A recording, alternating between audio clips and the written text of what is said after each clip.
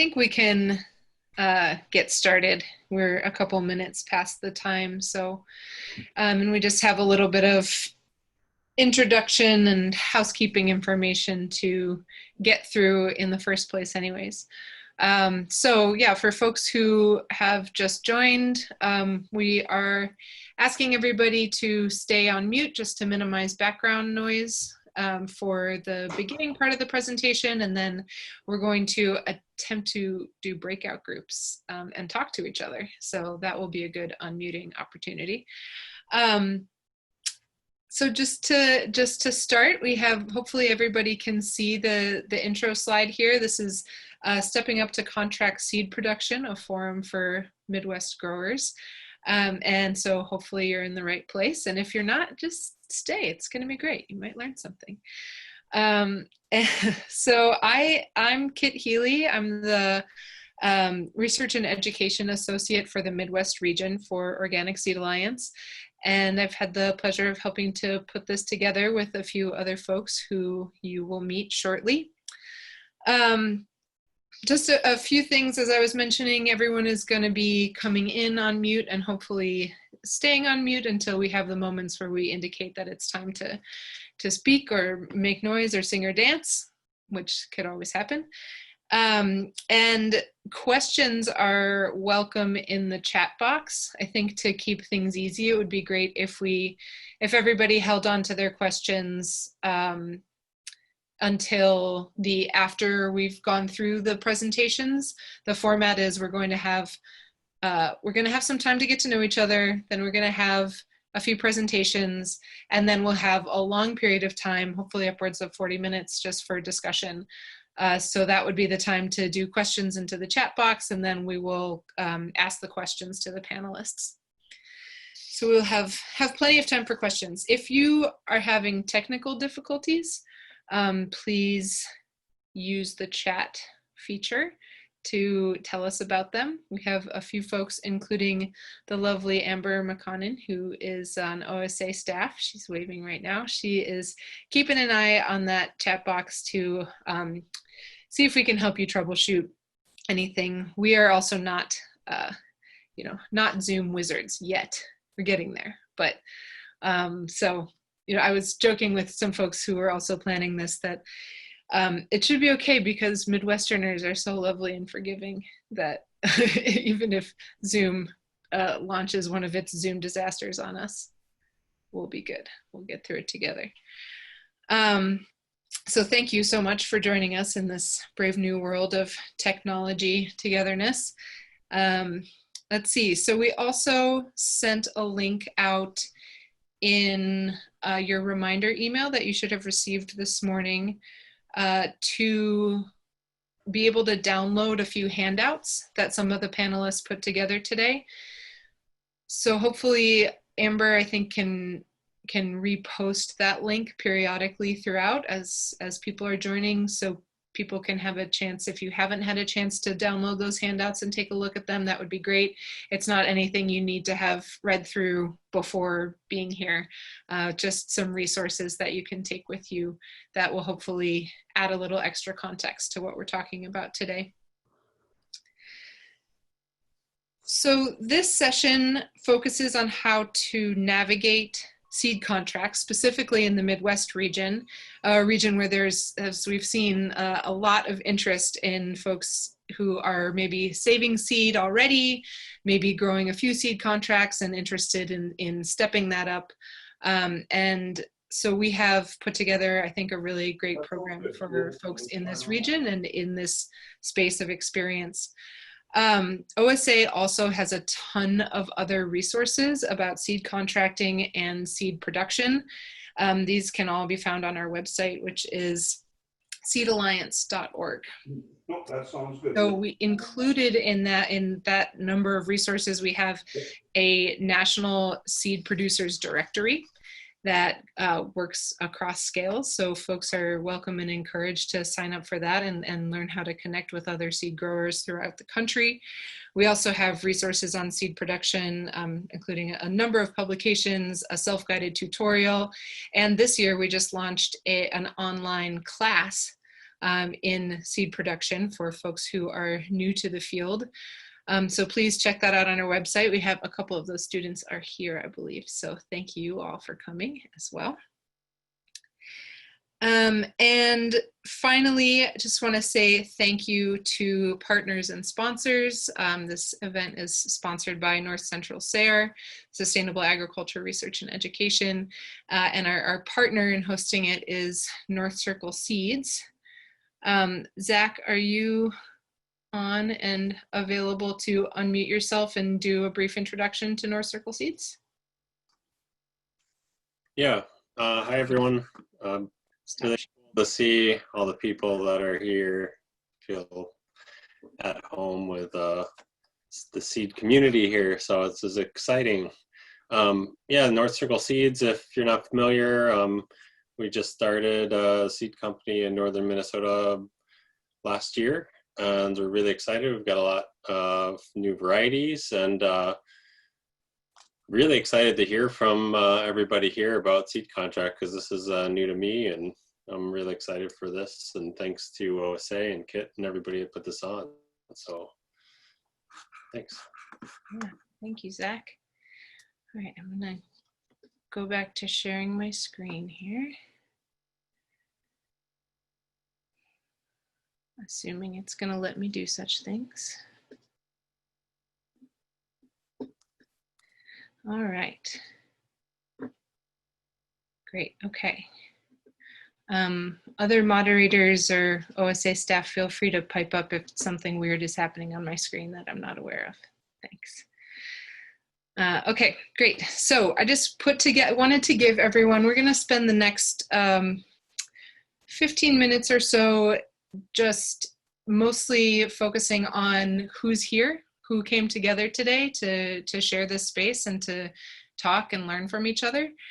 So as a brief introduction to that topic, we have people from all over the place here today. This is just based on registration and not based on who's actually in the room, but we have kind of the bulk of the group coming from Minnesota, Wisconsin, Illinois, Michigan, Iowa.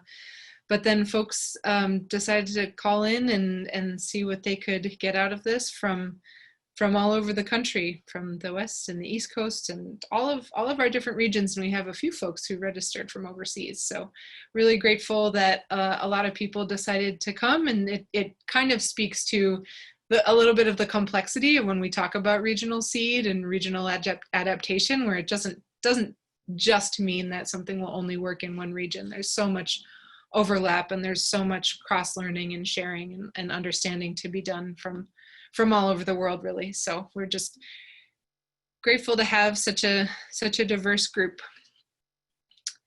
And this is how people self-identified professionally in our intake survey for registering. So it's really wonderful to see that we have such a large group of people who identify as farmers on the call. We have quite a few gardeners, and then a lot of people who also, and there's a lot of cross-identification here. People were able to select however many applied to them, but we have plant breeders, nonprofits, seed companies, seed policy advocates, and university researchers also present.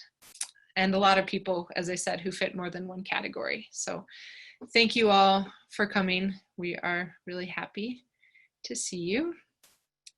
And now comes to the exciting point in the program where I try to get us into some breakout groups to get to know each other a little bit better. So what's going to happen here is that you are going to be invited to, you're going to get a little pop-up that invites you to join a breakout room. Just click that you want to join that breakout room. You'll be joined by a group of, hopefully 3 or 4 other people, depending on how many people came today. What we would love for folks to do is just introduce yourself, we'll probably spend about 10 minutes just getting to know each other, see who else is out there, see what other things people are working on.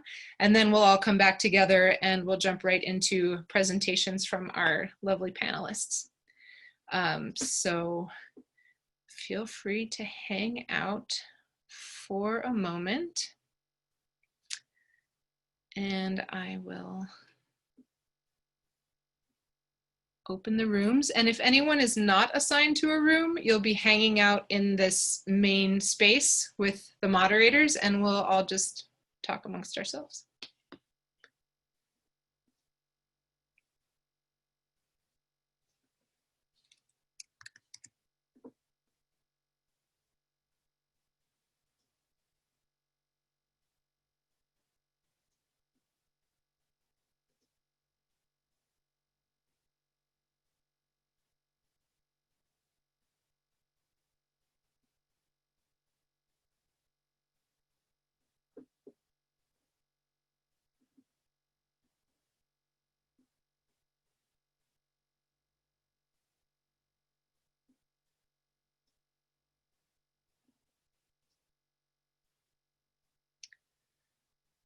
Okay, is anyone getting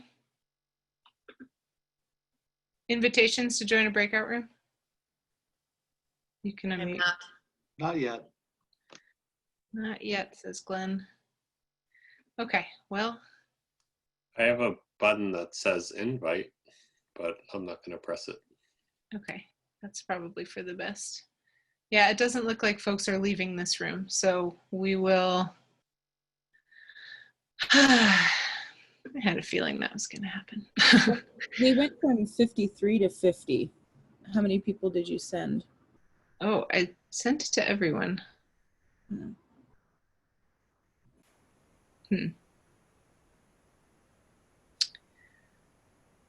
Okay, so maybe what I'll do is just invite everyone to come back here, and we'll just jump into the program. And if we are feeling adventurous later, maybe we'll try it again. But for now, just, yeah, feel free to take a look, scroll through the other participants, see who's here, and hopefully we'll have an opportunity to connect a little bit more later on. So we will close those. Folks should be coming back in. And our first presentation today, we're going to have 3 presentations from our panelists and then open it up for question and answer. Our first presentation that we have is from Erica Kempter from Nature and Nurture Seeds. Erica, is Mike co-presenting with you? Should I introduce him too? No, but I'm gonna just, Okay. there he is. There he is. You know, There's Mike. Great. So Erica is a farmer, seed steward, and plant breeder, and the co-owner of Nature and Nurture Seeds in Dexter, Michigan, with Mike Levine, who is behind her. Their seed company focuses on regionally adapted varieties, and they've been growing and seeking contracts with new growers, especially in the last few years. So Erica, I'm very excited to hear from you. Thanks for being here, and feel free to take over. All right, thank you, Kitt. Thank you so much for Kitt and OSA for organizing this, and Zach at North Circle. Thanks, guys. All right, I'm gonna try to share my screen here.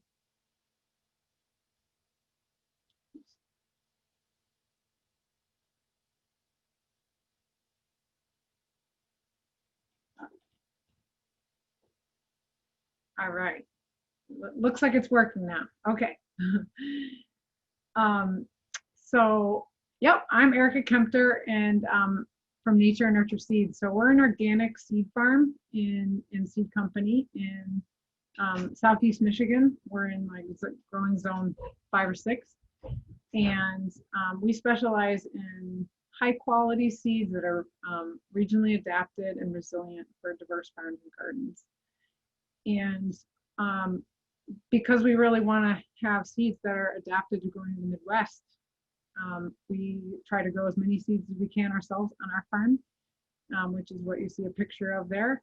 And we also are looking for other growers in the Midwest to grow seeds for us. And we've been doing contracting for a few years now.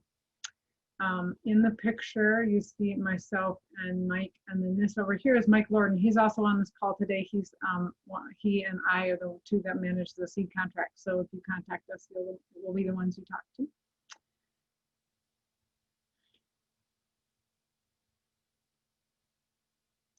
All right, so I was going to just spend a few minutes talking about why somebody might want to grow seeds. For those of you who have never grown seeds before, why you might want to grow and sell seeds.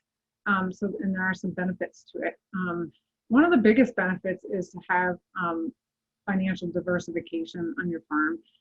One thing really nice about seeds is that you can, they can be stored and they can be shipped, unlike a head of lettuce that wilts really quickly.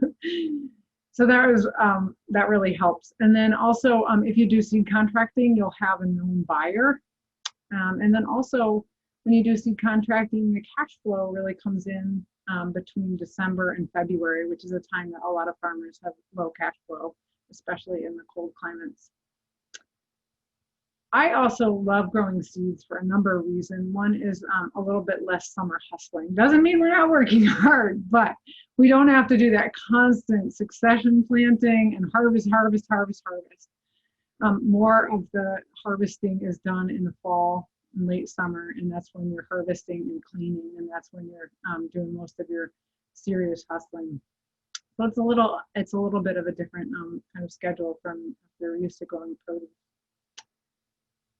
You might also grow seeds because you like the magic of seeds, like I do. Also, you might be passionate about growing seeds that are open pollinated and non-patented and open source, and keeping seeds out of the hands of multinational corporations and in the hands of people, which is one of the big reasons why we grow seeds.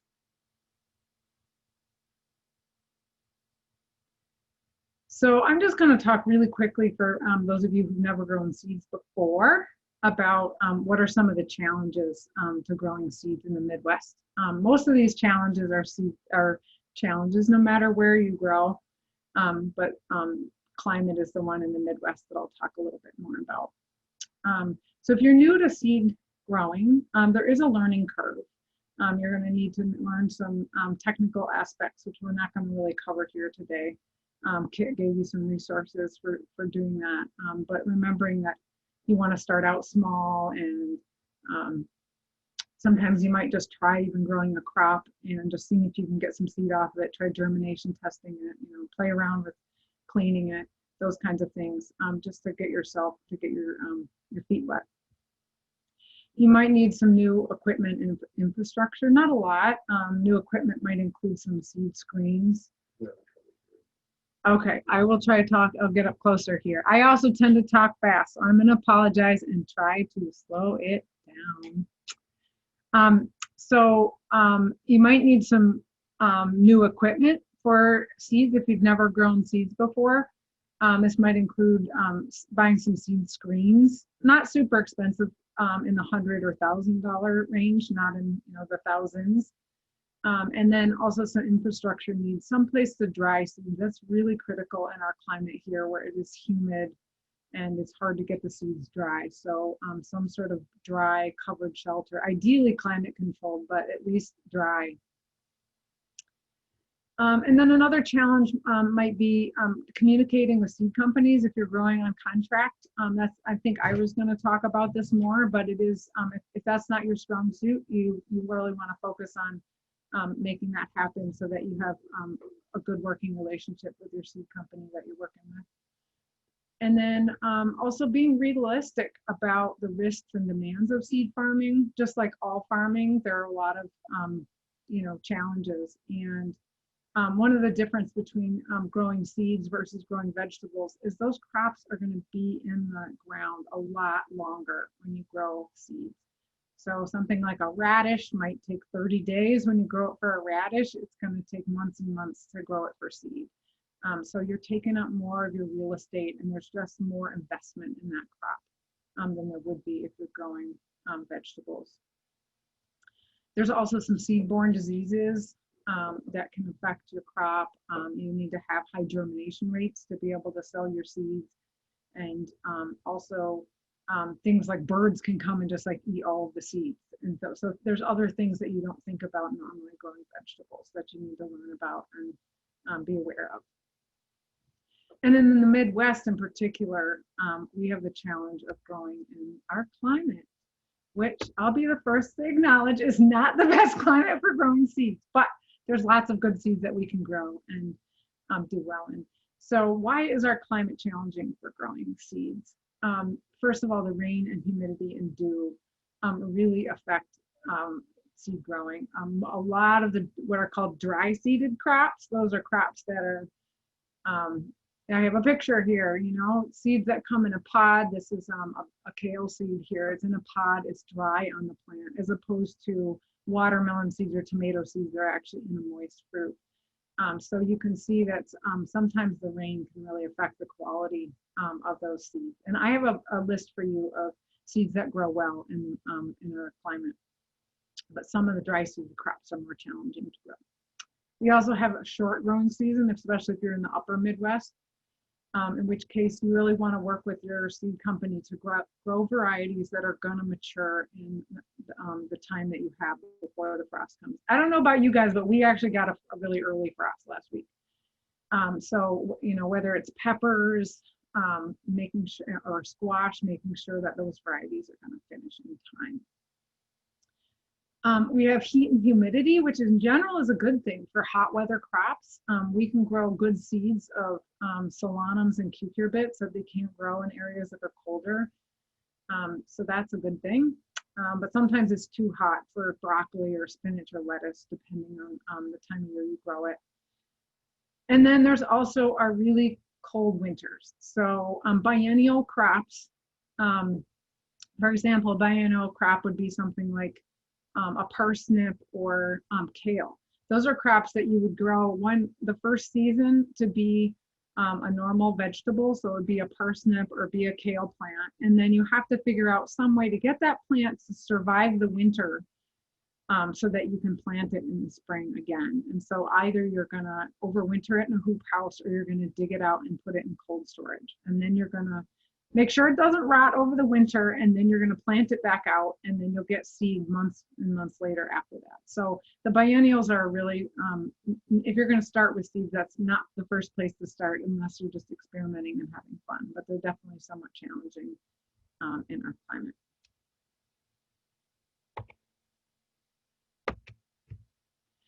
All right, so here's a list that I've come up with, and also working with some other people about the best seed crops for the Midwest. All of the wet seeded crops I mentioned, those are things that can that are in where the seeds are encapsulated in a wet fruit. We do really well with those in the Midwest, and all of these on this list are really good ones to start with if you're going to start growing seeds. Some of the dry seeded crops over here. So these are the dry seeded crops that are easier to grow in our climate because like with amaranth, it really sheds the water really well. So the water tends to not damage the seeds. Same with okra is pretty easy to grow. Chives, some of the annual brassicas are pretty easy to grow, like arugula and mizuna are fairly easy to grow, whereas there's some brassicas that are very hard to grow in our climate. Those spring annual radishes are pretty easy, starting in a hoop house, and then you're going to transplant them outside. It sounds weird for produce growers to transplant radishes, but you do things like this when you're growing seed.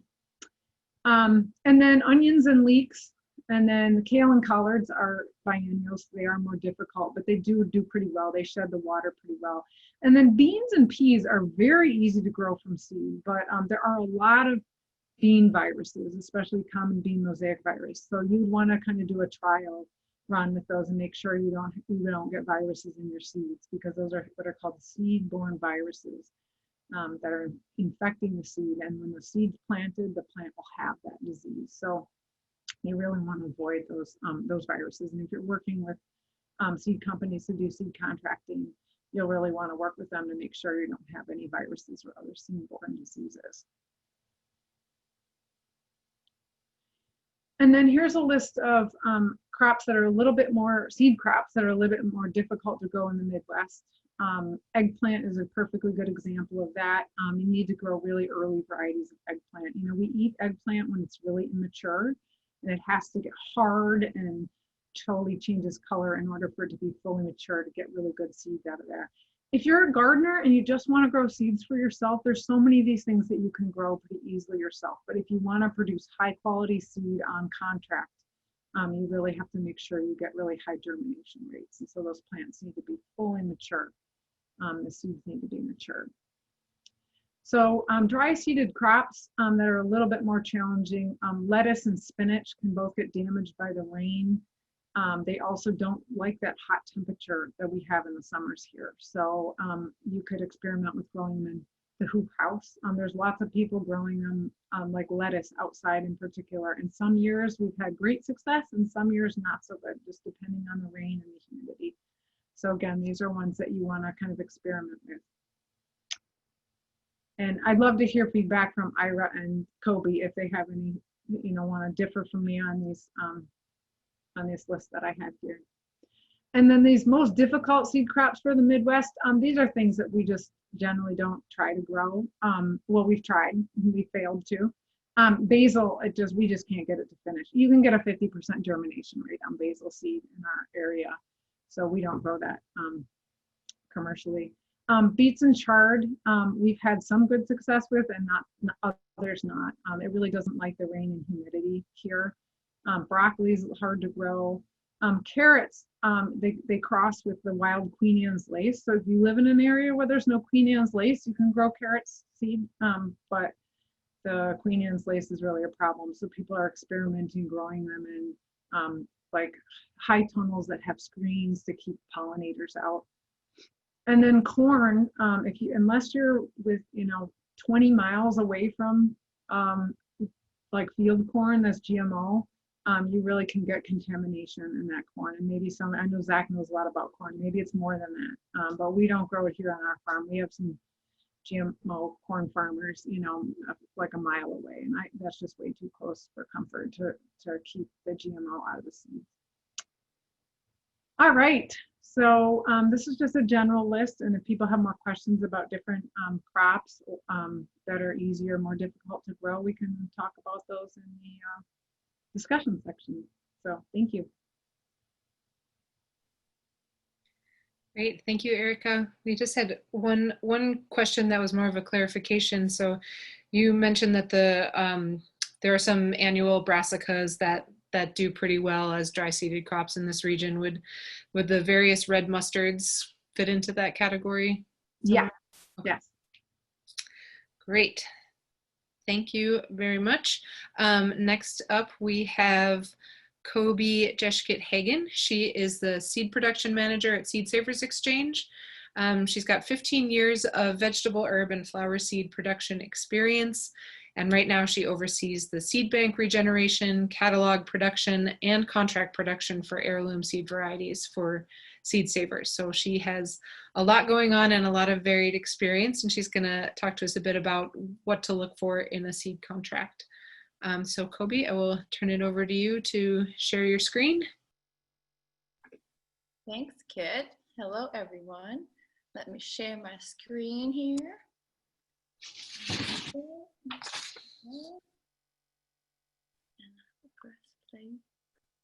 Okay, so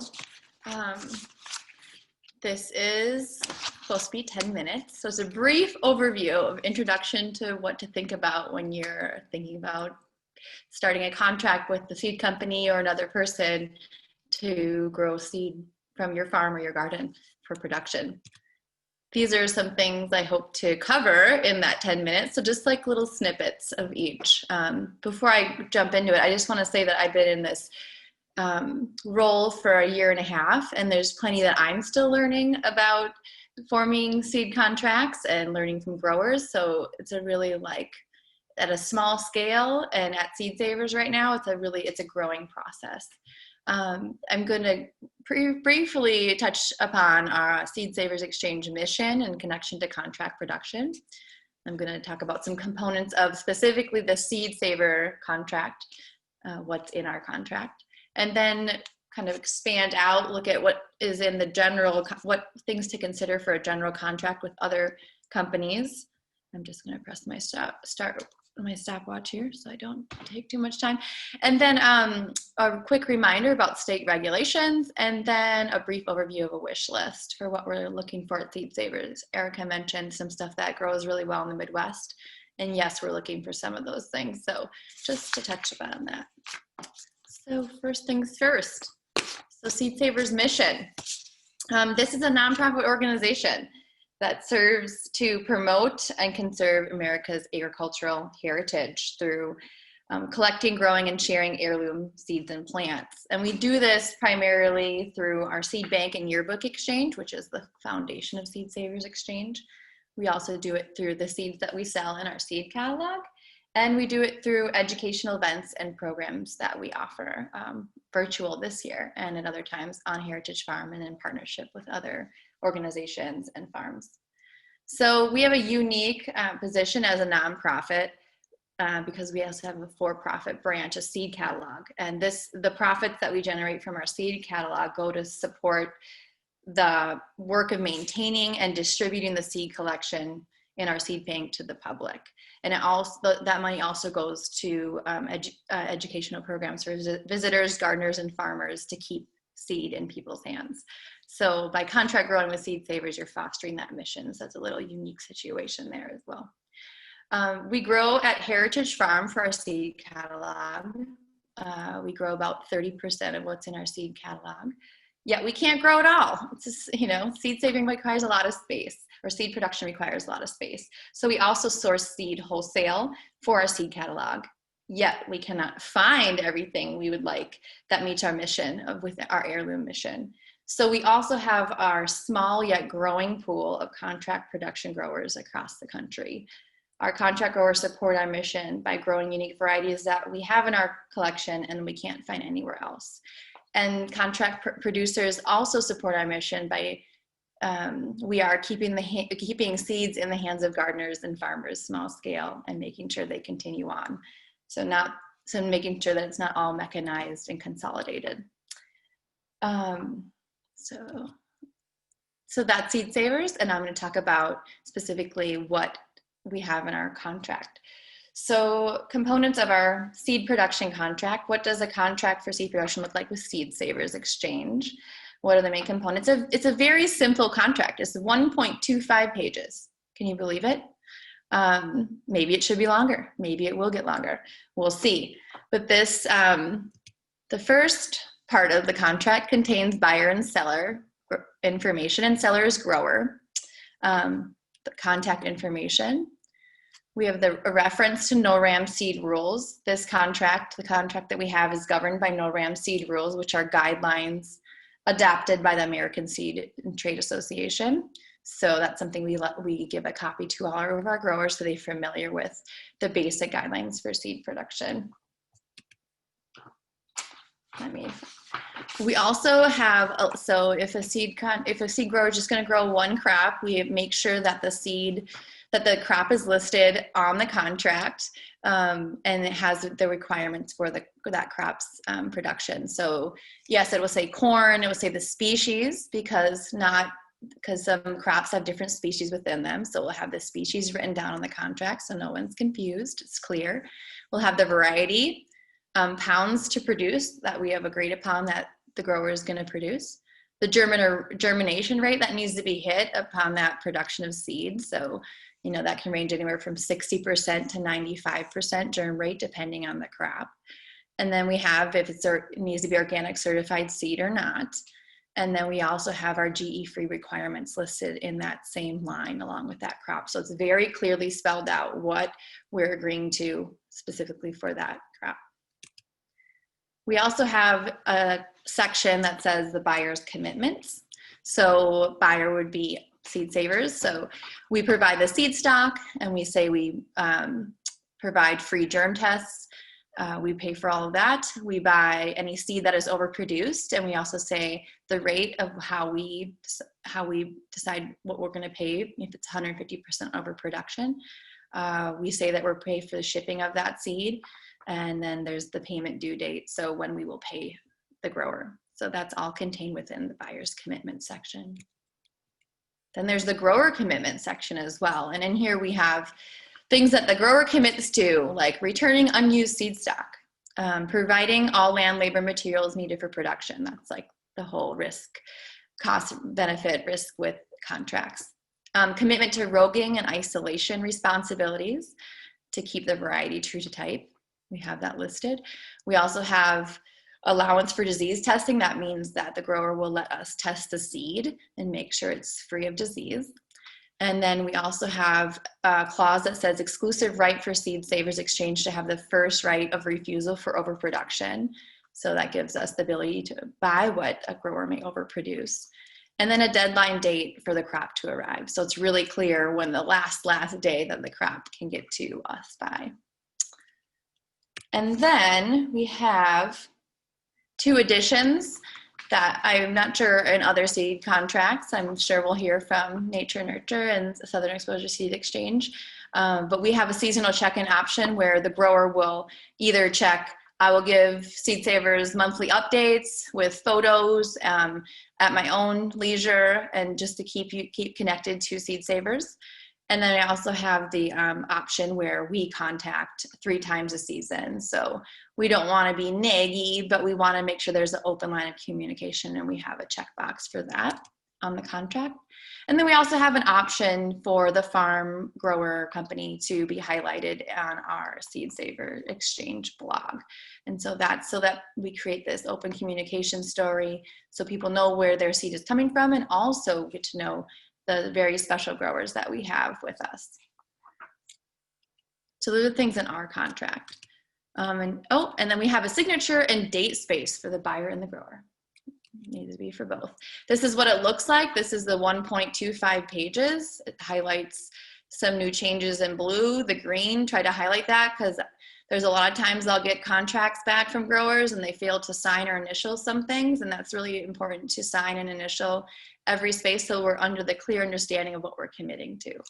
So that's what that looks like, and here's a close-up version. Don't know how necessary this is, but it's very simple. And there's some more initialing by growers. You can see we also initial as buyers to say what we're committed to. So if we zoom out, that's Seed Savers, and every contract can look different, and even that baseline contract can change because there's room for negotiation with any grower and buyer. So I want to talk about a little bit about things to consider when you're talking with somebody to grow for them. So, and Erica kind of highlighted this as well, and I'm sure we'll get more into the nitty-gritties when Ira talks about pricing and stuff. So you want to ask yourself what risks are associated with the crop you're agreeing to produce. Really think through it, study the crop's full cycle, and understand what the limitations are at your growing site. We also want to ask what sets the standard of how your seeds are evaluated, and are the standards and expectations clear? You know, in our Seed Savers Exchange growers contract, we have germ rate, we have disease testing, we have GE free zone, and then we have roguing, and we want pictures to see how true to type that seed is. So those are some of our expectations. Does the seed contract have a set deadline? Is it explicitly written in the contract? Make sure you know it, make sure it's there on paper. Do you know how, who, and when you will be paid? Very important to make sure that's written out clearly in the contract, especially if you're dealing with a seed company where there's a lot of changing faces. You want to make sure there's a direct contact for you to have support and be able to go to for questions about your payment. What happens if something goes wrong, such as crop failure? Are you excused if forces beyond your control prevent you from performing? Is that written in the contract anywhere? If it's not, can you talk to your buyer and see if you can make any amendments there? So there's some basic questions, and then just other tips to make sure you run through these as you're creating your contract with someone. Pencil out costs and expected returns, and there'll be more talk about pricing. Be sure any changes to the contract are in writing. I mean, in the agricultural world, before I became involved in seed, I did a lot of market farming, and we would say, yeah, I'll get this to you by this day. And it was all verbal, and that's not great with any kind of commitment, especially with seed contracts. Have it all written down and make sure if there's an amendment that it gets amended, it's dated and signed as well. Read and understand I know this is obvious for all contracts, but please read and understand contract before signing. Ask the buyer, the company, the other party, as many questions as you need to. If they're giving nebulous answers or not willing to ask questions, then that should raise a flag that maybe this isn't the best person or company to partner with at this time. They should be there for your questions. Also, if you're unsure about a certain term and you're not getting a clear answer, definitely get some legal advice on that contract. Erica spoke a little bit to this, but keep good records of your performance under the contract, and also keep in touch with the seed company or the other party as often as possible. If something is kind of amiss, they can help troubleshoot and support you if you want it to be a healthy relationship. So that should be part of your consideration when you're entering a contract. So I'm just kind of giving another visual of some things that we're looking for, wish list stuff between these really text heavy slides. Got some bell pepper up in there with a very low seed inside, something to consider when you're growing anything. What is the seed per fruit? You never know. The second to last thing I want to talk about before my time is up is additional state regulations. So every state has their own seed laws. They're all kind of similar, but some states have a really particular laws for certain crops. So you want to check with your state agricultural department before you launch into seed production, just to be aware if there's any specific testing requirements for your seed and certification that you're going to need, because that could involve more inspections, that can involve more costs. And these are some things that maybe if you have a great site and if this is a great crop for you and for the seed company or buyer might be willing to help pay for those costs as well. So something that you need to jump into. Not hard to find out though. So call your state ag department and ask for the certification office. And here goes some more organic corn, one of our wish lists. And then here we are on our wish list. Just briefly, of course, we want to work with all growers and grow as much as possible. And this list is not exclusive, but I do have, beans. At the small scale, it's really hard to find growers for bush and pole beans because they are labor intensive. And when you scale up, then you need really big contracts for the big growers. So it's in that mid-range region, it's hard to find. Biennials, I know that the Pacific Northwest is the greatest area for biennials and it's the least amount of labor. However, we're trying to diversify where we place biennials in our seed contracts at Seed Savers because there's a lot of climatic stress and we don't want to put all the stress over yonder. Organic corn, always looking for those isolated spots and people that love growing corn. Cowpea, cucumber, fava bean. And the list goes on. Also miscellaneous crops. If you're a lover of things that are strange and odd, we are an heirloom seed company. And so we're always getting things popping up from our collection that we want to grow. And if you're excited to explore that with us, we'd love to have you. So I'm gonna end there. Thank you. And wishing Ira great luck here. So thanks. Thank you so much, Koby. We had a couple questions come through, but I think that they're all questions that will be good for all the panelists to weigh in on. So we'll just hold on to those until the end. Okay, Ira, are you ready? I will share Ira's presentation here.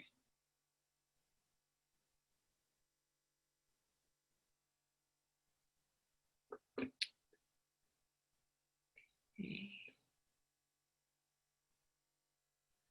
All right. Ira Wallace is joining us from Southern Exposure Seed Exchange. She's a cooperative worker owner there. Also, her responsibilities at Southern Exposure include coordinating education and outreach, as well as co-managing variety selection and new seed grower contracts within Southern Exposure's network of over 70 seed producing farms. And this is one of the reasons why we are so excited to have Ira with us, is that even though Southern Exposure is outside the region, they're one of the few seed companies that focuses so much on cultivating new growers, expanding into new regions, making sure that as many people are included in this work of seed production as possible. So Ira conducts variety trials for Southern Exposure. She does research and documents the history of varieties offered in the annual catalog. And she also, aside from doing all of that in her spare time, serves on the board of Organic Seed Alliance and the Virginia Association for Biological Farming. So I will turn it over to Ira. You can unmute yourself and just let me know when to advance the slides.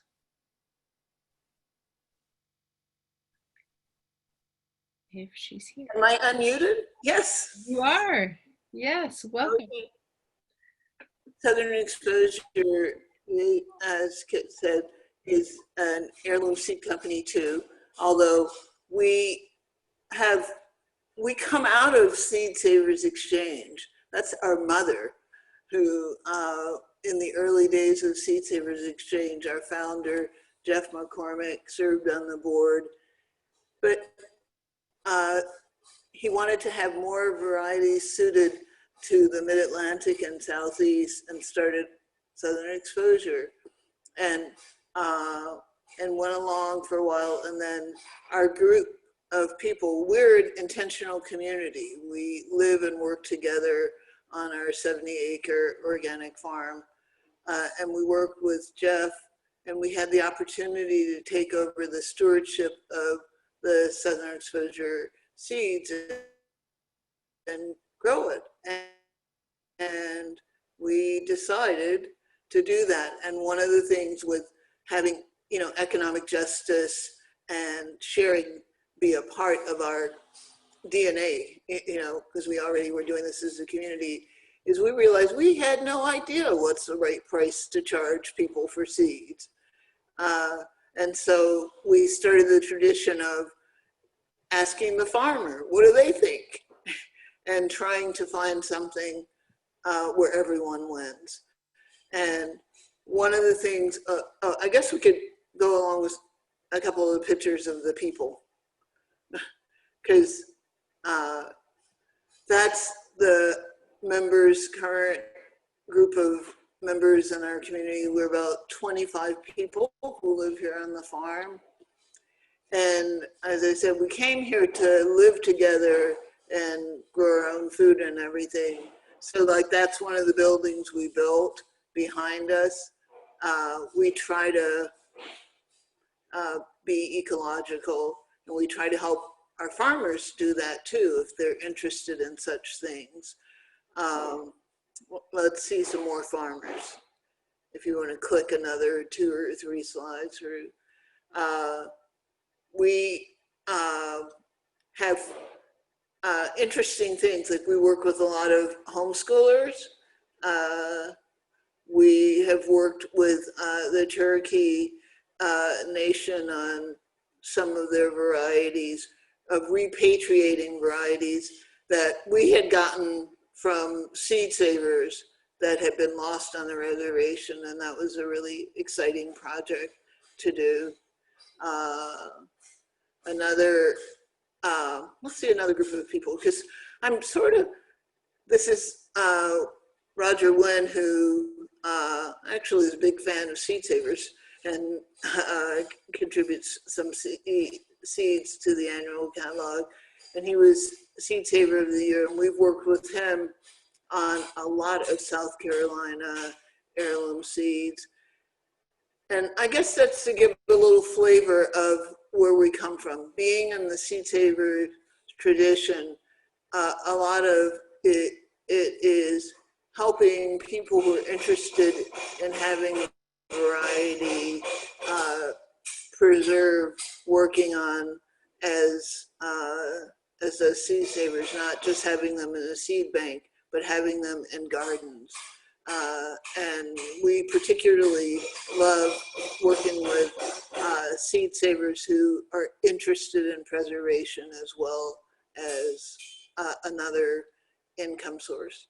Let's see, another one more. Is there some construction going on in the background of where you are, or is that somebody else? There is. I was hoping we couldn't hear. It's totally fine. You can. I think we can still hear you. I just wanted to make sure it was you and not someone else who I could ask to mute. So we'll roll with it, because it started after I started talking, and I. Classic. No, you're doing great. We can hear you. It just wanted to make sure it was coming from you and not someone else. So carry on. And that's the thing about having a lot of stuff going on. I didn't realize this project was happening. And here are some more of our seed growers. And I really want to point out these young people, because one of the things that we do is encourage our farmers to have their kids grow a crop themselves as a summer job or as a 4-H project. One of our young seed growers got into MIT based on crazy seed cleaning equipment he built for his family over the years. And yeah, so we try to get a good price. We try to be transparent, like telling people the range, and they can and telling them the range of seeds that we think could happen. And here's another thing for doing, because if you're a small grower, it's just not that much money. You have to weigh up before you actually are growing enough seed to really add to your farm's income. At least I think you should do it slowly, because otherwise you can make some big mistakes early on. And like this is Edmund Foss, who has a little seed company called Commonwealth Seeds, and he's a farmer breeder. And our catalog sees a lot more people than his seed company. So we feature him and other seed company, small seed company friends in our catalog, so that whatever people who are looking for us can also help rise them up. And we find those are ways that we can, help a lot.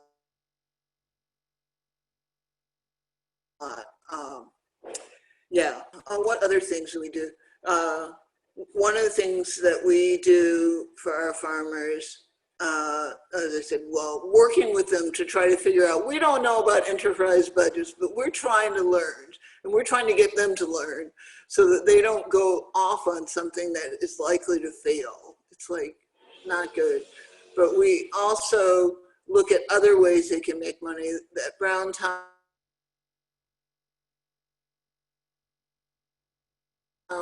farm salsas and things like that, and we help them promote those. And they definitely make more money on the extra Christmas sales of those products than they do on ever make from seeds from us. And I think, like at Seed Savers, we also feature our growers so that we're letting people know about the people who grow these seeds. And in particular, when they have other products, we encourage them to let people know about it when they're in that eye. And I try to get more Black farmers, but I'm going to tell you, America is a white place, even though it's turning black and brown, and it is very challenging to reach out. But we found we have to go out and be in communities and working on projects around food justice and stuff before we meet the Black and brown seed farmers. And that doesn't have anything to do with price, but I thought you should know that.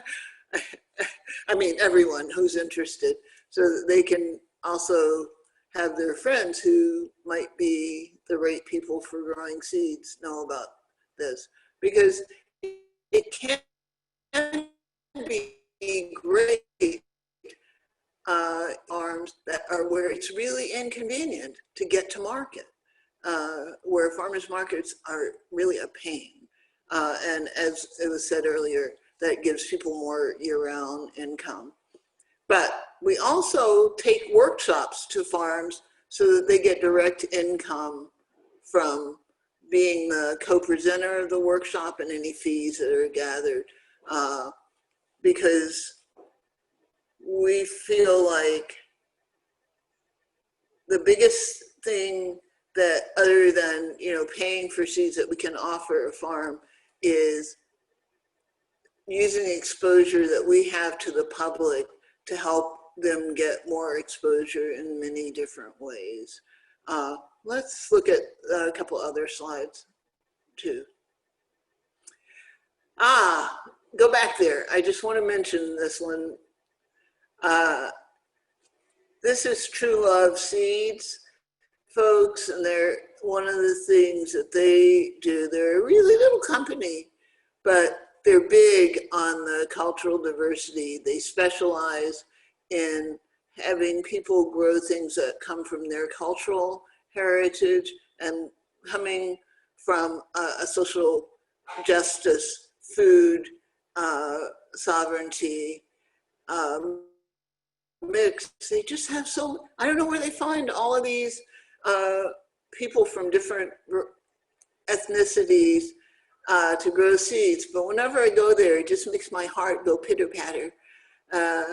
And we just want to let people know about them. If that's an important part of your mission, is on your own farm, you're growing cultural seeds or seeds that are particularly, you know, it might be a southern seed to that town or something. And you're really more in the preservation business. You haven't gotten big. These are people who will help you with that particular mission, if that's the thing. And they have a funny pricing thing. They give half of the money from each seed packet, but only after the seed has been sold. So you take the risk together totally. And if you have a variety that sells well, you do really well. And if not, you knew you were doing it for preservation anywho. So everybody wins. I just wanted to mention them. That there's a lot of different ways to do these things. A number of people, Seed Savers isn't on the end. You got taken off the end, but they're there. There they are, Nature and Nurture and Seed Savers. This is just another little document in the sense of transparency to let people know it's a really wide range of prices. And the reason that is so wide, Koby mentioned, if you're growing a little small crop, it takes a lot of hand labor. And someone who's growing partially mechanized or totally is gonna take a lot less labor to be able to create that crop. And so you just kind of have to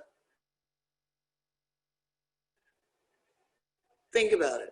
Oh, and the friends located, and that this old information is really varied, and that they are going to come forth with more information that if we keep this info available through OSA, you can get soon.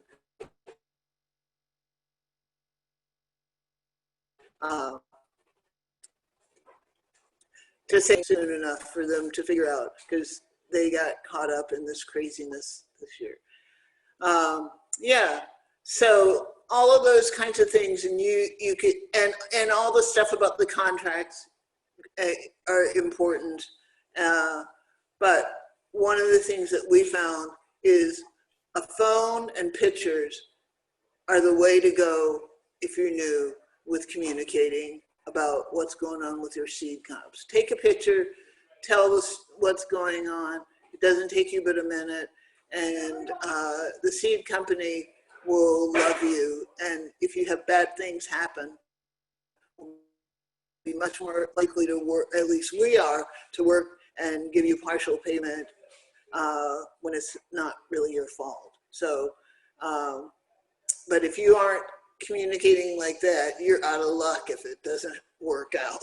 So build that relationship. And am I at the end of my time? How am I doing? I lost my watch. I think, yeah, I think a minute or so of wrap up would be great, especially on this point that you just made about sharing risk with the farmer, and if you can keep in communication how the seed company will be more willing to be forgiving if something happens that's out of your control. I know you guys do a lot of that. Yeah, I think that's really important to people. This is why I try to get people to only take a small risk at first, and then when we get to know them and know that they can follow through, if they are sending that co-op, I think this happens actually, I know it does with some other companies, with trusted people, they, guarantee like a certain amount for a certain area, but only with someone who you've worked with and you can trust their word. And these pictures help you get that trust sooner. And it matters if you're new. Also reach out to someone who is in an area where they can offer you the support you need, in terms of someone who can come and actually look at that crop if there's a problem going on. And, for us, we try to get our experienced seed growers to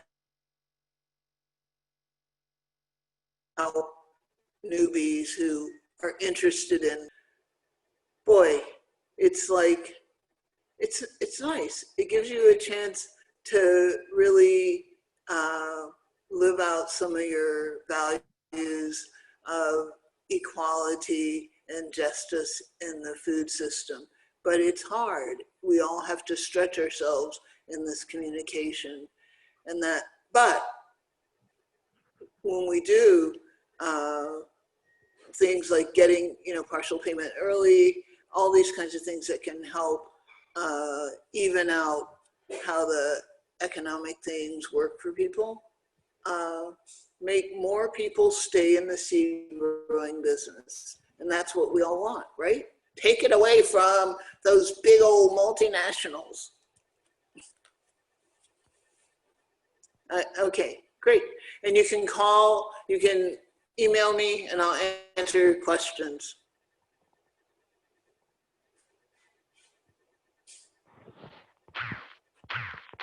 Great. Thank you so much, Ira. And I should also, I missed as part of your introduction that, Ira has been doing this for a very long time and is considered to be a mentor and a great inspiration to a lot of people who have gone down this seed production path. So we're so grateful to have you here, and just to have you doing the work that you do and sharing the wisdom that you have. Thank you. So I will reshare everybody's contact information at the end. So we have a bit of time now. We have about a half an hour for question and answer. I see a few questions coming in on the chat, and there were also a few that went before. So I will be happy to curate those. Panelists, feel free to unmute yourselves to answer any questions, but also we have a lot of knowledge in our audience, our participants here. So this does not have to stay a sage on the stage type of situation. Folks might also have wisdom to contribute that we'd be happy to hear. So feel free to type that into the chat as well if you want to add on. A couple of really interesting questions have come through. One is about selection and kind of knowing if you're a seed grower and you're taking on a contract for maybe a variety that you've never grown before and you're expected to be doing some roguing. How would you communicate with that seed grower as a seed company? How would you communicate the expectations of the variety, or maybe what you're looking for in the variety to the seed grower? Does that go in the contract? Is the seed grower expected to ask you about that? How does that work when you're expecting them to do some roguing?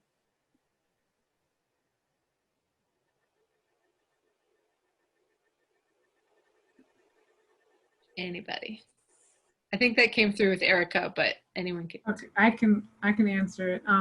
In our contract, we have a description of what the fruit or plant is supposed to look like, and anything that we know about that might be off types that are in those fruits. And so, and that's another thing where Ira says where the photos are really handy, so people can send us photos and say like, here's what I see. Is this right? Is this what it's supposed to look like? Or here's some that look like this. Should I remove those and get advice from us?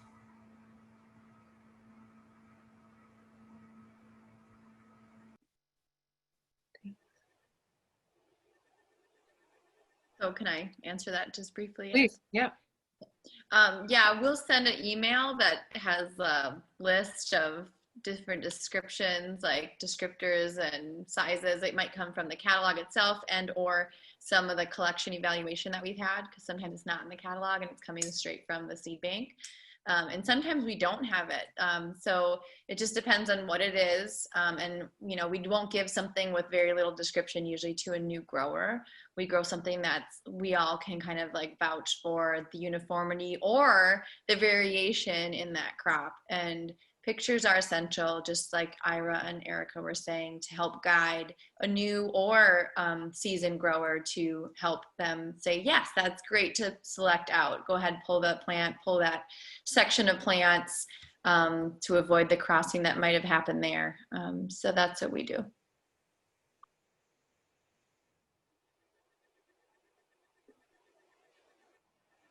Ira, do you want to weigh in on that question of selection? Not, oh, here. Okay. Because I was like, no, I don't want to figure out how to unmute. Yeah, I think what people said is true. And what we really try to do is with new people, give them a variety that they have some familiarity with ahead of time, if we have any choice in the matter.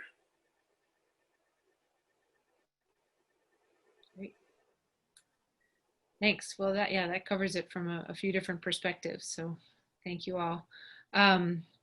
So another question that came in on the chat is if, you know, Ira, you mentioned that if you're in communication with your seed company that you're growing for, if there's some kind of crop failure, you know, you could at least say, well, look back at all these pictures that I took, and demonstrate that that you've been doing the best you could as a seed grower.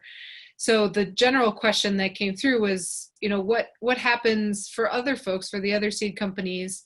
What happens if there is a crop failure?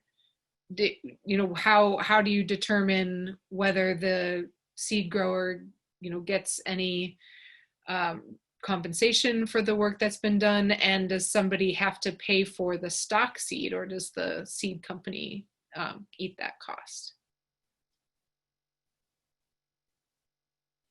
So that would be for Erica and Koby, I guess, who hadn't answered that yet. I could jump in here. Number one, I'll just go backwards. Stock seed, we eat the cost. There's no, I mean, one way or another, we can't, we just deal with it. When it comes to crop failure, you know, we take it case by case, what's going on. If it's totally out of the grower's hands and we have a good relationship, like Ira was saying, like there's an integrity, there's trust built, there's understanding, we will sit down and talk with the grower, you know, how much labor do you put into this? And then how much can we meet for that contract? And we really work with the grower to come out with a fair price to pay. You know, that might be a mid-season failure. That might be an April failure where it's only a month in. And so, you know, paying the full contract after a month in when the farmer could still use, or that grower could still use that space, might not make economic sense and be right for that particular failure. But if you had a crop failure the 11th hour and it was weather induced and there's nothing you could have done, then we have paid almost the full contract, if not the full contract. Now for new growers, like Ira was saying, you know, we're not taking that risk with new growers. We will start small, start simple, and make sure there's not a whole lot on the table so that we have success, both in terms of economic success, but also we want that more about success about creating that trust between seed savers and the new grower. Like we both understand what's going on. We understand how a contract goes. We understand how this crop comes in, how it flows. And then we have the ability to juggle more and have more on the table come subsequent years. But we really try to start small scale the first year, maybe like a pound of tomato seed. Even that's a lot for an urban grower, but it can be done. But the loss isn't huge if, say, there's an early blight or something. And so we do try to like create that first as well. Yep, that relationship.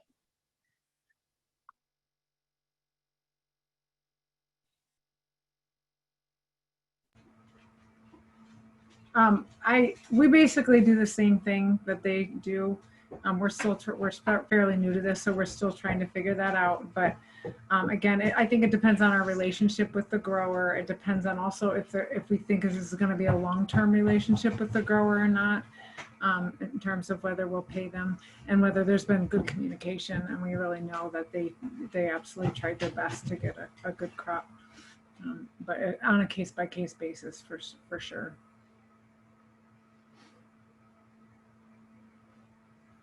Thank you.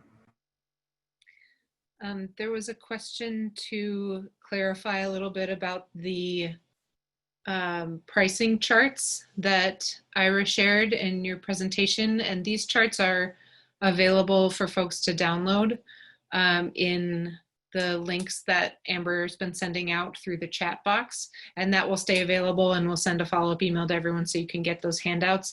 But basically the way that it works is for multiple seed companies, they gave us price per pound information on different crops, generally speaking. So that's the information that's contained in those charts. And if you need a little bit more explanation, we can work that out over email, I think. The next question that I think will apply to everyone, and maybe folks do this differently, is who takes responsibility for seed-borne virus testing? And I imagine there's a lot of variation in the answer to that question. But also, I guess another piece of that is what kind of, for which crops do you have a lot of quality parameters within your contract? And is testing, in what circumstances is testing something that you require the grower to do versus taking on as a seed company?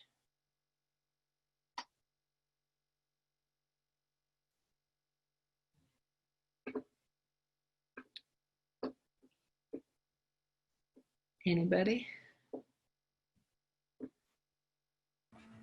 Okay, I guess I'll go. We're still pretty new to this, but if we ask the growers to report any, diseases that they see, and so that we can try to determine whether they are seed-borne diseases. If they have to take any samples, we will reimburse them for the cost of that testing, because it's really important. We also, if there's seed-borne diseases that we know are common with a crop, we will put that in the contract and let them know to keep an eye out for those, and help them even, look for those in their crop in terms of what to look for.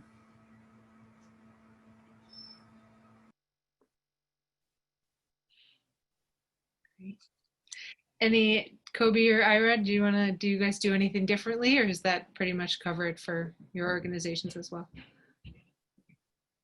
That's covered. We do also pay for testing, viral testing, for seed-borne diseases if it's suspected in the field. We want to make sure that if even it's suspected at the end of the year, we will test it. What was I going to say though? Something we have it written in the contract. Make sure it's written in the contract that those costs will be covered. So I'm sure nature nurture, southern exposure, but you don't want to eat those costs. It's not necessary. That's totally should be on the buyer's responsibility. And in terms of listing off like what is most prevalent in which crops, I don't know if this is the right format to do that, but maybe that could be a subsequent document shared with this group for prevalence with things to watch out for, like lettuce has lettuce mosaic virus that's super common in the Midwest, and it's really dangerous to pass on, and we want to make sure we're not doing that. And another thing to note is if you see like you're growing 2 different squashes and one's from one company, one's from another, and you have your isolation distances and you've never had disease in your field and you're seeing a whole crop show that viral disease, the seed it might have come from the seed company itself. Like it might not have happened in your establishment. So there's a way sometimes to get that contract covered if that's another kind of like environmental factor that can cause failure that you would want to discuss with your seed grower in terms of getting that contract paid for, because we can't buy disease seed. So that's something to consider as well. Yeah. Yeah, what Koby said is true. It's complicated. Like I used to just, unless a grower was having a lot of problems, not get as much testing. But as we have bigger lots of seeds, we feel moved that we need to, try to get that. It gets expensive. Testing stuff to find out, but I guess you learn things too.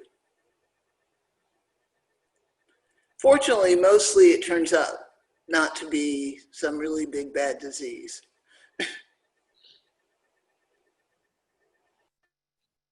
That's good. We can always hope for that. And I think you probably know pretty quickly if you have been infected with a really big bad disease. So the next question is about hybrid seeds, and I think Southern Exposure and Seed Savers Exchange, if I'm correct, you all don't sell any hybrids, and Erica, do you guys sell any hybrids? Okay, so we're, across the board here, we're talking about open pollinated, mostly heritage varieties of seed. So creating hybrids to sell to a company that does market hybrids, that's a whole other process basically of obtaining inbred parent lines, making the crosses, and then selling the seed. So that we could have a whole other webinar on marketing hybrid seed. So I will encourage the person who asked that question to definitely check out some of the resources on OSA's website and other places, and we can continue to have more of a conversation and email the panelists if we want a little bit more explanation on the process of marketing hybrids and creating them. That's a whole other packet of seeds, if you will. Okay, so the next few questions were about kind of the size of an operation or the space requirements.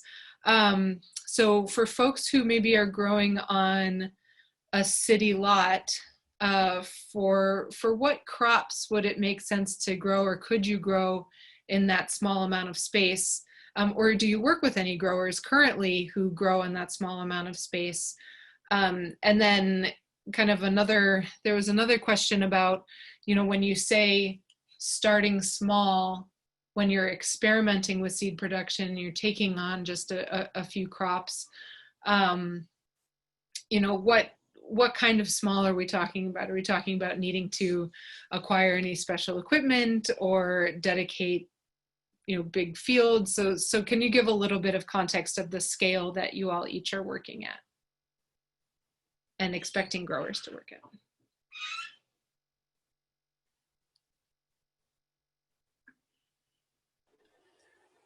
Well, in our case, it can be extremely varied.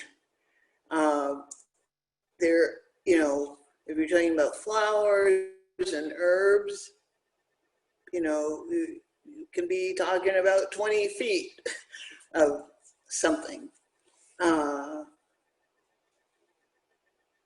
But it's mostly, that's mostly the preservation end of our situation. Like once we thought we might be all organic, and we discovered if we wanted to offer all these varieties in our catalog, that the people who were interested in that kind of preservation were not interested in spending the money to be certified. And so, but, more realistically, people who, have a city lot, yeah, they would have to have very specialty type things to make very much money. But people who have, that 1 acre or half acre farm, if they pick the right types of vegetables and herbs and flowers, can grow a lot in a small area.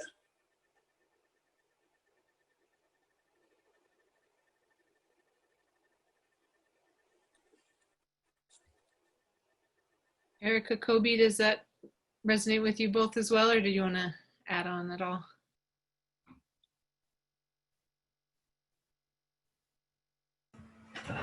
I'll just say, so like ground cherries, tomatillos, and tomatoes are prodigious seed producers. So those are things that can be produced. A lot of seeds can be grown on a small scale. Just an example. Yeah, there's some, I would say, like when you think about the range, like a small grow out for a tomato crop is like, if it's a regular slice or something, is like 100 plants, but that can go all the way up to 1,600 plants depending on what the seed contract is. So even 100 plants in a small urban lot is a lot. There's opportunities within urban areas to grow for seed, to like work in partnership with other urban gardeners to grow the same variety and meet those numbers. So there's a way to like do some community organizing and kind of have a diversified income stream for projects. If you can, as long as you can create some isolation distance, because I know like almost every other person has a garden, which is awesome, but it also does make isolation in cities a little bit harder for certain crops. But it can be a refuge for certain crops as well, like organic corn. Not a lot of people grow like field corn in their backyard because you need a substantial amount, but it could be an opportunity for a small scale urban grower to do like a seed stock lot, as long as they can do a proper evaluation of if anybody's growing, you know, in their radius around them. And it does take, maybe that means some isolation cages to work with your company to do that. But there are so many ways to use urban areas and small lots to grow small things and work with other people around you to meet those needs of companies. And I think it's a great opportunity to learn more about your neighbors and not shy away from seed production at all. Just find the niches that are there. Thanks, everybody. Michael, who's also at Nature and Nurture, just weighed in on the chat that sometimes seed contracts might stipulate the minimum plant population sizes for different crops. So when we're thinking about space, you know, we're not just thinking about quantity, we're not just thinking about isolation, we're also thinking about the different requirements for how many plants you need in a population to keep it viable. And again, we're kind of veering into how to produce seed territory, which is really important. And we have so many resources and so many more forums to have about that topic. So thanks for that question. Let's see. So there's another question about kind of measuring the productivity of a seed crop.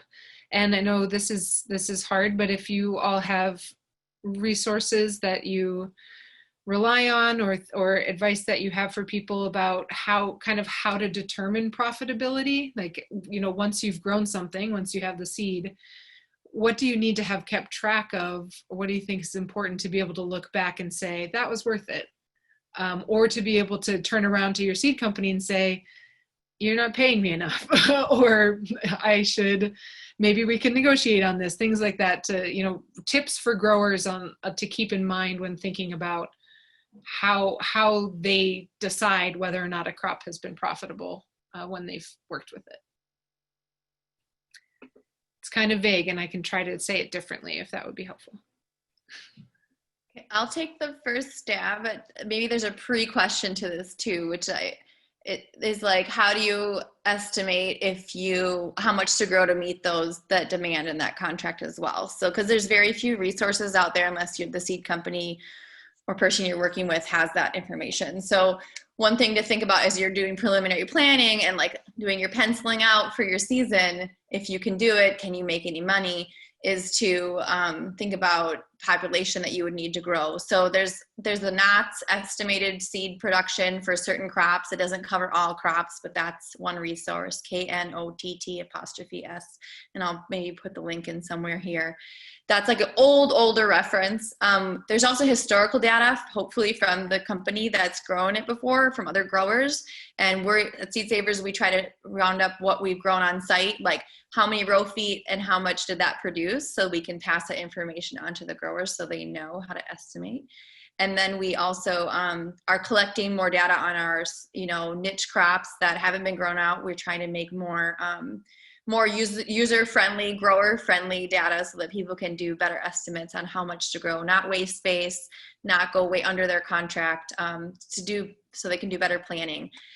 In terms of when you're monitoring what you do, the first year you want to take really meticulous notes if you're starting out with the crop, and like start small. You want to monitor how much it takes, your time in the field, time tilling, weeding, transplanting, time even communicating with the grower or the buyer. You want to make sure like that's documented for. So just all your labor hours and in processing is huge.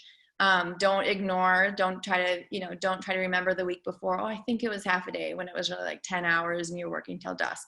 You want to really write down all of your hours and what equipment you bought, even if it's, like Eric was mentioning, some screens, just to have total accounting. Are those annual purchases? Is that once every 10-year purchase? To try to start estimating, is this feasible for me? That's what I have to say about that.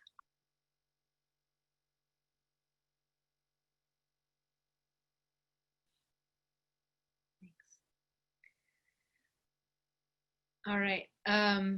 Okay, so we have about 5 minutes left, and we have a question that I've been saving for the end. Safia, you maybe thought that I forgot about you, but I did not. I was excited to ask this question to everyone. If someone comes to you and says, I am interested in kind of starting my own small retail operation, whether that's selling seeds to your local community, to your neighbors, starting up a regional seed business, being as folks who have been part of the creation and the perpetuation of some fairly successful seed businesses, what things to keep in mind would you offer to somebody who was thinking about getting into not just the production but also the retail side of things? Well, we were talking about this, is that running a seed company is, you have to be as interested in business and outreach and education as seed growing. And it's really important to think about if those are things that you want to spend more hours than you ever imagined doing.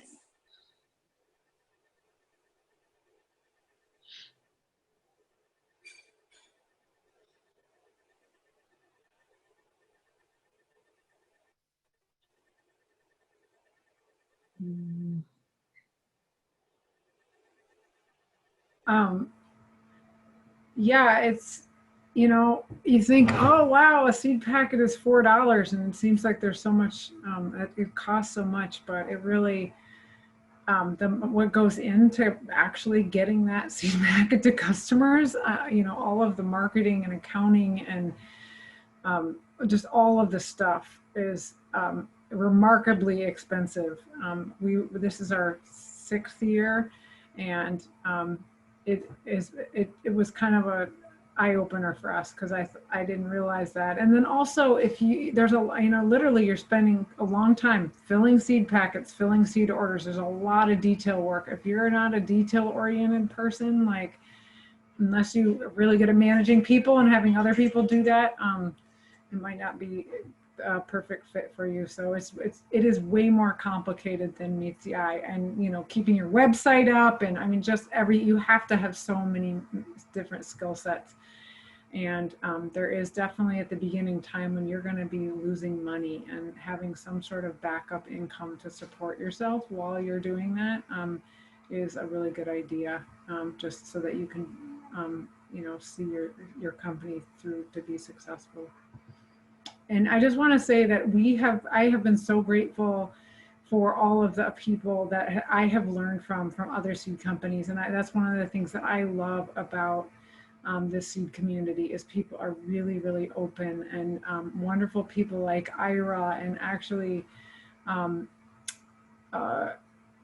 blanking on his name, but anyways, the guy who started Southern Exposure, I met him and he gave me a lot of information, and there's all these people out west who have really helped me. Adaptive Seeds welcomed us to their farm, and all these people that I've learned from. And I love that people are really willing to give information, and we are the same. If anybody wants to learn from us, I'm happy to share any information with them, because everyone else has been so helpful to us. And I think there's so much work to be done to grow great seeds and keep the seeds in the public resource that we need more people doing it.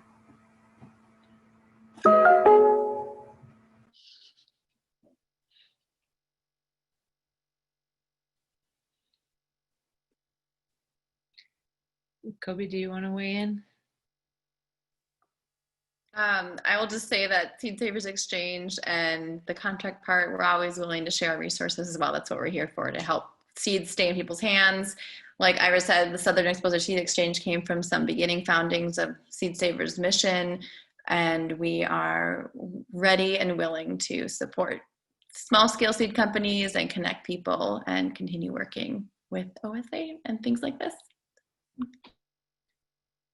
Thank you. And one other resource that I'll add is there's a really great small regional seed company listserv that anybody can join, where folks are always sharing information about about seed production, but also about the marketing side of things. And it has some folks on it who now have a few years under their belts and some great wisdom to share.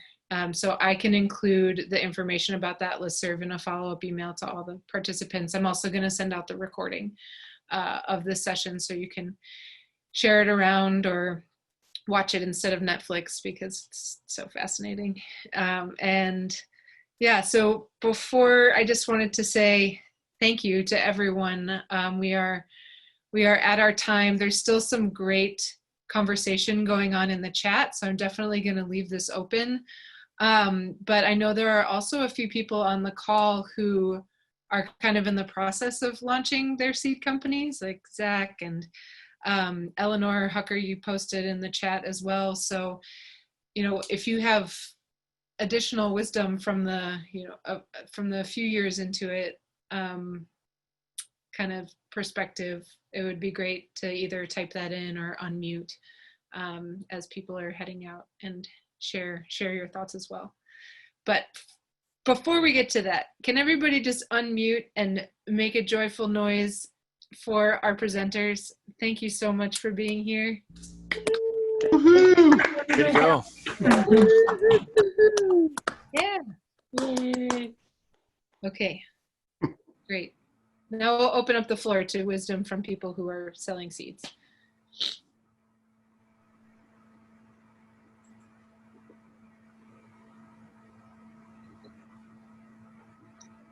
And I love what Mike wrote in the chat comment too. And this is one thing that has kept me so committed to the seed community, is that everybody understands that we all do better when we work together. It's not, the hyper competition that dominates our culture. People seem to be able to let a little bit of that go in this industry, in this community. So it's a special place to be.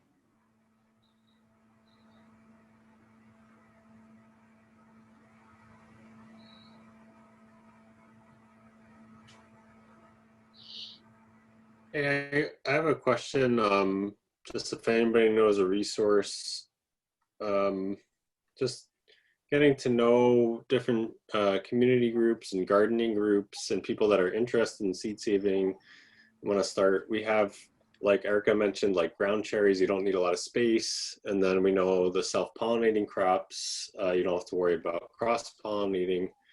So I wonder if there's a resource that anybody knows of good beginner crops for seed production.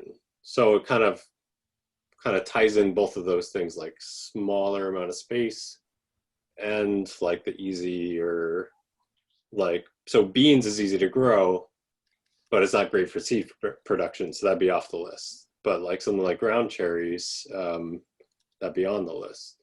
And it's not necessarily one that comes to mind right away when thinking about self-pollinating. So I wonder if anybody has any resource on that to share.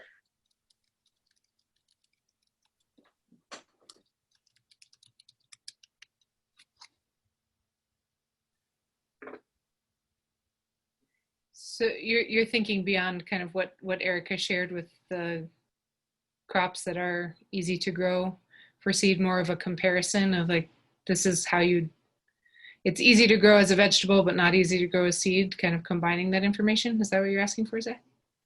Are you talking about scale as well? So small scale, like like space wise, right? Is that what you were like? Yeah, I suppose like if thinking about like community gardeners, or yeah, people that are just starting with growing seed for production.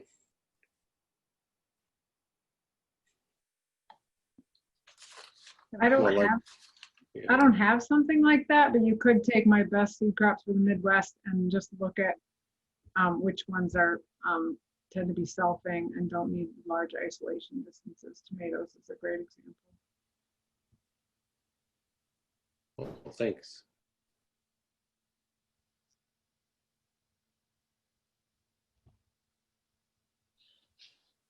Cool. All right. Without further questions, I don't want to prematurely end the call if people want to keep talking, but also we're past the time. So I'll give a moment of space for anyone else to chime in.